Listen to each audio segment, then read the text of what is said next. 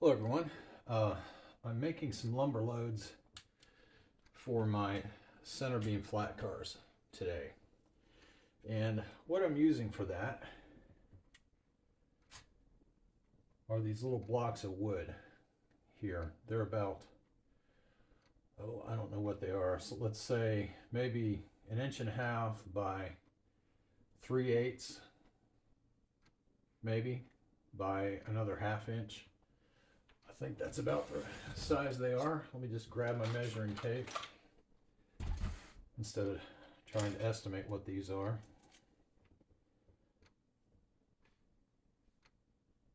So 3/8 that way, 1/2 inch that way, and right at 1.75 inches, maybe 1 7/8 inches. So what I'm doing, and where did I get these things? The dollar store. Where else? So there are a couple of games that you can get. They're called Tumble Tower games. Now, I've had these for a while. I don't know if they're still available. This one has 36 blocks, as you can see. This one has 72 for $1. Again, things have gone up. They're probably $5 now. But if you could get 72 blocks for $2 or $3, I still think that's a good deal. So what I'm doing with these is I'm going to make an assembly that has 5 columns of blocks, each 4 high. And when I set these in, and they will add some weight as well. You can see the car tips pretty well when you load one side up only. But again, putting the same amount on the other side balances out the car. So it protrudes from the edge a little bit. Looks to be maybe 1/8 of an inch sticking out beyond the edge. If you wanted to, I guess you could cut the blocks down if you have a table saw or something like that to make them flush. You know, for me, it works just fine. So what I'm going to do here is I have a bunch of lumber logos that I bought the pattern from a guy years ago. It's in Excel, and the black lines you see on here are supposed to represent the divisions between the stacks of lumber. So the thick bands are the divisions between the stacks, and the thin bands are to represent banding. The template that I have for this, again, is in Excel, so you can take whatever banding or markings off of here that you don't want. So I just want to kind of give you an idea of what this looks like, though. You know, the way this is going to work is, this is going to be my backer, if you will, and I'm just going to take this paper and basically glue it to the front of these. So I'll have one big long stack of lumber with a logo on it. So you get the idea. You could, if you wanted, actually take one of these blocks, and if you're really into detail, you could wrap a block with this and stack individual ones in here and then put strapping on if you wanted to. I've decided not to go to that much detail. So my next step here is going to be to take a 3-stack and a 2-stack and glue them together. And then once that's dry, I'm going to put this paper logo on the front side of it and also the top. Probably wrap it around the ends as well, so that it looks like, a stack of lumber. I have, I think, about 14 or 15 different lumber logos to work with, and I've obviously put those somewhere. Oh, here, sorry, they are in this stack of stuff right here.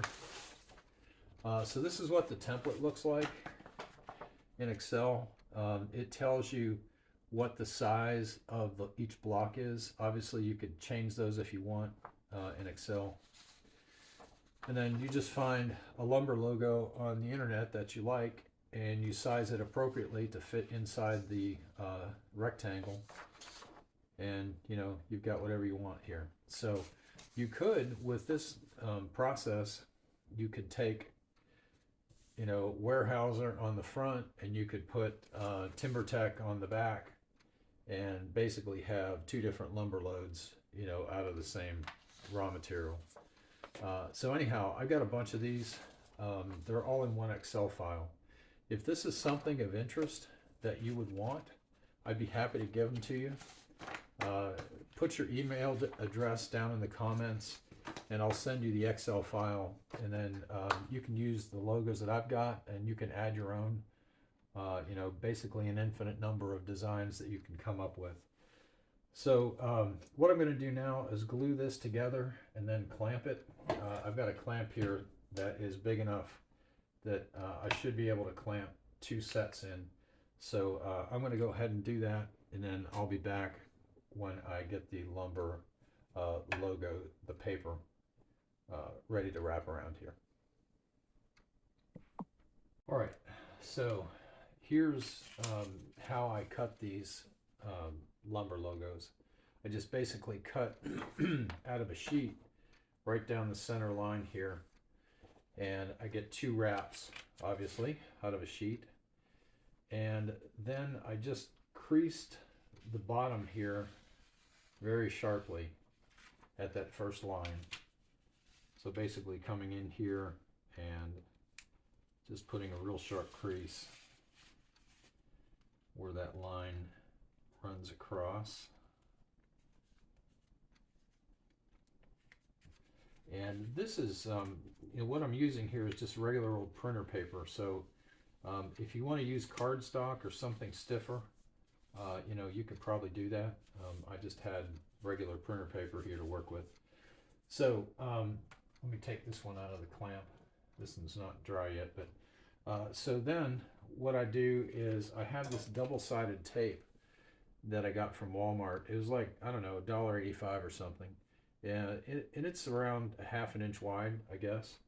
So I put a strip on the bottom, 2 strips on the face, and 1 strip on the top.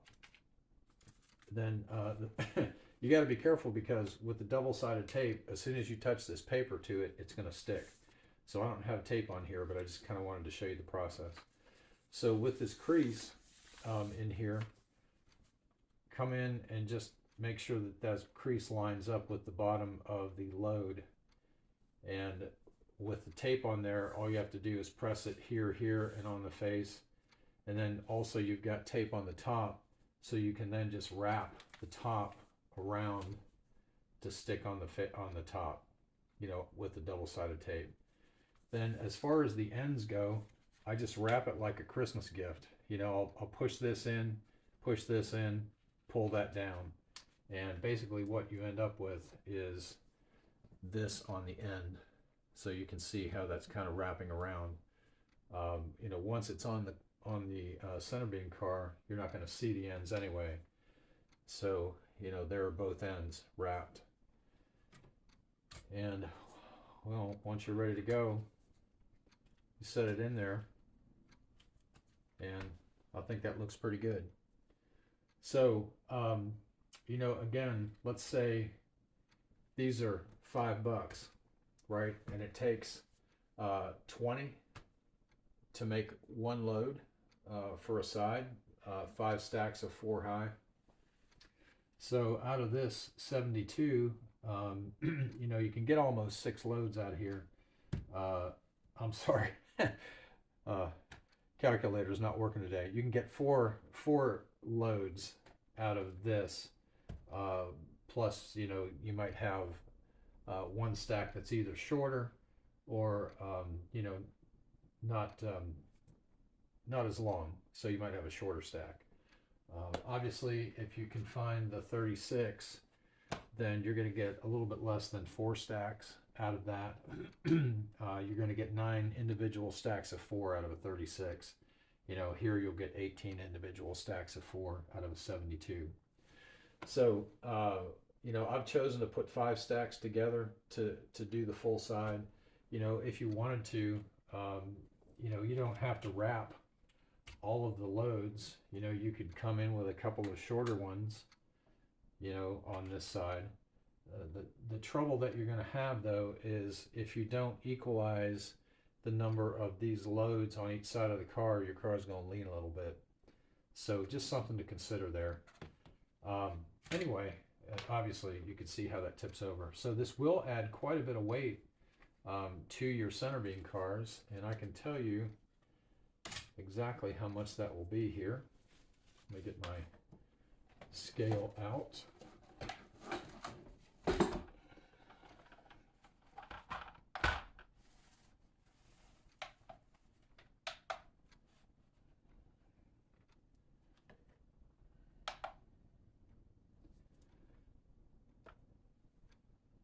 So it's about 2.5 ounces, let's say, just depending on how much paper and how much tape you want put on there. So obviously you could add 5 ounces of weight to one of these cars. These are the Walthers, I believe, center beam cars. So they're fairly heavy already. It's 4.5 ounces already. So you're going to add another 5. So you're going to have, you know, close to 9 ounces of weight on there. I know a lot of guys, when they run these things empty, if they run them towards the front of the train, they don't have enough weight to you know, to be stable, and they'll end up pulling off on curves. So you know, if you're looking to add weight, this is a good way to do it. It's a cheap way to do it. I bought all this mess here, all these wooden blocks, back when these were $1 a package. So you know, I'm going to get a whole bunch of lumber loads here for not a lot of money. You know, whatever the cost of the tape was, $2 for an entire roll of 200 feet or so.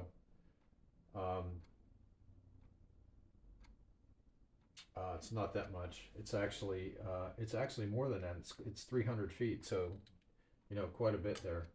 30 feet. Sorry, not 300. 30 feet. So there you go. That's lumber loads for a center beam car. If you have any questions, or again, if you'd like the lumber loads, just shoot me your email address in the comments, and I'll be happy to send them to you. All right, so I thought I'd go ahead and show you how I do one of these. I've already got the tape on here. One strip on the bottom, 2 across the face, and 1 on the top, and also wrapped around the edge here a little bit. So this is the one that I put the crease in, and I've got it down on the edge. I've placed the face here, and I've pressed that down into the tape, and then I'm just going to wrap the top around here and let it fall where it may.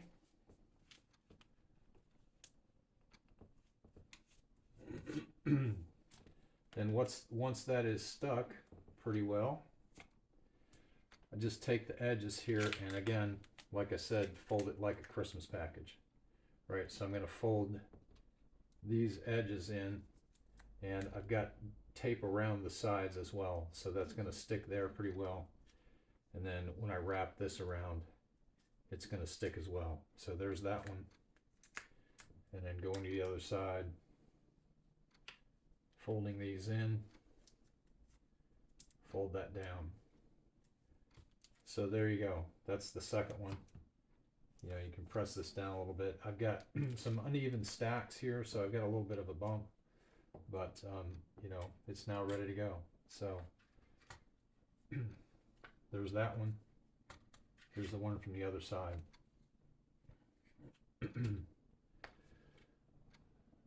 So